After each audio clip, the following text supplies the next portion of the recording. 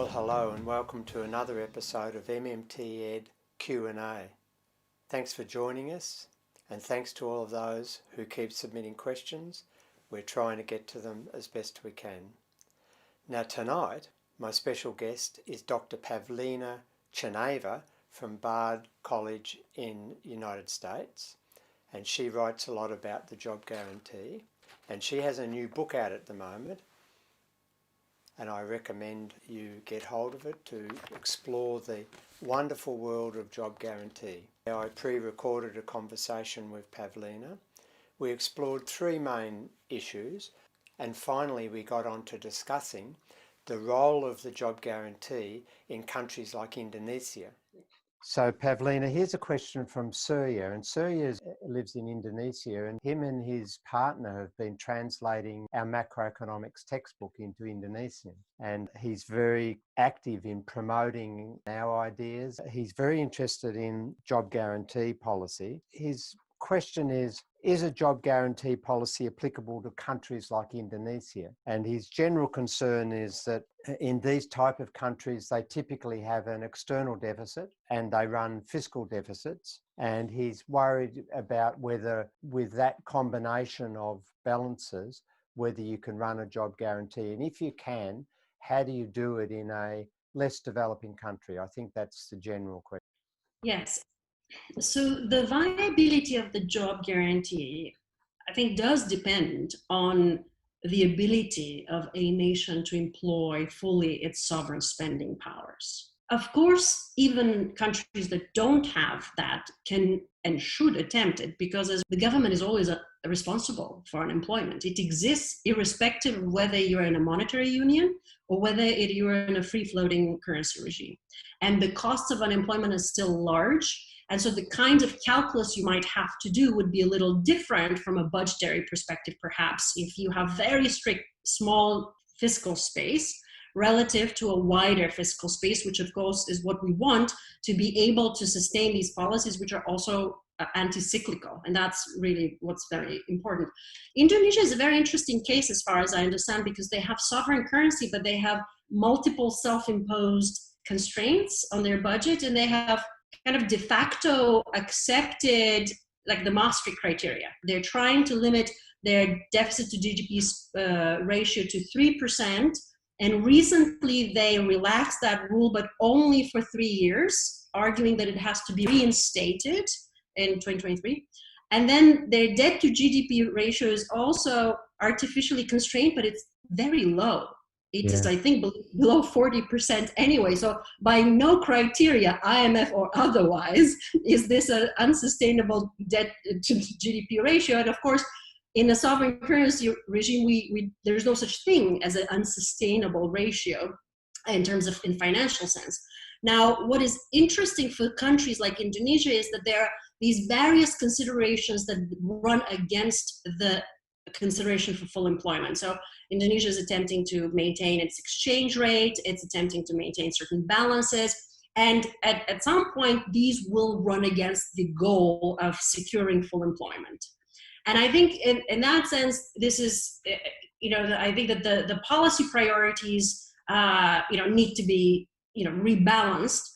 Certainly Indonesia has the capacity to do it, and they can go ahead and do it. But if Indonesia is faced with mass unemployment from COVID, as we all are, then 3%, 6%, 10%, will have to run however large a deficit is necessary to address the economic fallout. So I think that would be the caveat that I think every country faces, that having your own currency doesn't necessarily provide full sovereignty. These artificial constraints have to fall off, because Indonesia's deficit is still going to breach the limit. Yeah. It's just going to be because of mass unemployment, not because of the job guarantee. Yeah, but for some countries, I spoke to Fidel a couple of weeks ago, and these issues came up there too. And for some countries, they are in a bind, because if they're not resource rich, other than very fast-growing young populations, they rely on exports to bring in resources to allow them to have material prosperity. And so even though with their own currency they can make sure all the resources that they have available are fully employed, that still mightn't be a very prosperous outcome for them. And in that context, I think in the world situation, that's what we thought the IMF was going to be, or the World Bank. And so for some countries, we're going to have to revise our multilateral institutions so that they can support countries that are resource poor, but have young growing populations that need jobs. Yeah, I think that it's about provisioning, and so for me always the comparison is what are we faced with now. So even if you have all of these various constraints in terms of your exchange rate, or in terms of policy, limits on debts and deficits, what would the current economic situation look like? What will those conditions present to us? And when we have COVID, financial crisis, irrespective of these limits, governments have to respond to those calamities. And what we tend to do, trapped in the neoliberal regime, is of course endure destitution and unemployment in the name of stable exchange rate. Yeah. There is little economic reason to do this. And so we're paying for unemployment one way or another. The point of MMT is to articulate that these are unnecessary costs and artificial limits.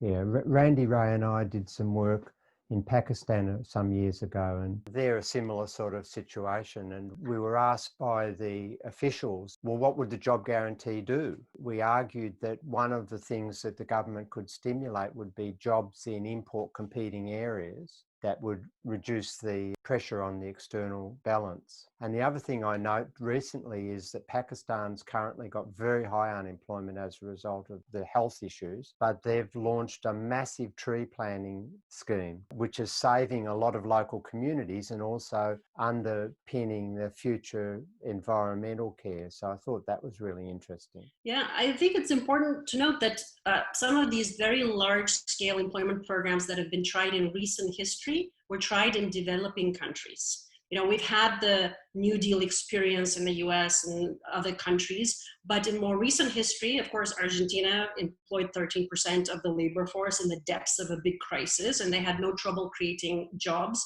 But also India is an interesting case, which has the only legally enforceable right to rural employment, not urban, rural. And so it's very interesting to see some of the research that comes out of India, that it has created assets for rural communities. It has improved materially the quality of life, whether it is water, infrastructure, whether it is greening projects as well. And now in the midst of COVID, when so many people from urban areas are fleeing and going back to their rural homes, that has been the only thing that has provided them with livelihood and income, and has actually increased the net job creation in the rural area relative to pre-COVID. So it just shows how important it is to have it as a permanent infrastructure to respond to any crisis. And the work that I've done in South Africa on the expanded public works program, that's now created guaranteed work for millions of people. The evaluation we did started to see the impacts upon the children of the people, because the parents had income in the townships for the first time, and then they could buy books and risk manage their own families better. And the children were able to perform better at school for the first time. And so, dramatic improvements. That's right. And I think that's quite right, Bill. If we were incorporating all of these costs into our macroeconomic modeling, I think that we'll probably find out that unemployment is paid several times over. And it was the same experience that we had when we went to Argentina and when we talked to poor women that took up work in the HEFES projects, how they reported even the smallest things that they learned and they did materially improve their lives, whether it is just being recognized by their family members as contributing members, whether it's being recognized in the community. But what was also interesting is that when the program was being phased out and reformed, again, under neoliberal pretense that, women are unemployable, they were artificially brought into the labor market, let's just send them home and take care of their children. The World Bank ran a pilot, and women will not transition to the basic income program that was put in place so long as the Plan HEFES projects was still running. So they'll still show up for work. So there are many ways in which we could see the impact that it makes on poor communities, poor families, and just the overall well-being. Okay, Surya, I hope that answers your question. Thanks, Pavlina, for joining us and giving us your time. And congratulations on your new book. It's a wonderful book and a great contribution to the literature on job guarantee. And I hope it does really well. Thanks for joining us tonight. Thank you so much, Bill. It's good to be with you. Okay, that's it for tonight. Thanks very much for joining us. We'll be back next week with more questions and hopefully some more interesting answers. In closing, I just want to thank all of those who have made donations to MMTed so far. We really appreciate that and thank you. MMTed relies on public donations to build our capacity and to get us in a position where we can offer courses free of charge to the general public. We hope to start floating courses in September of this year. So if you can help, we really appreciate it. Thank you. Until next week, see you later.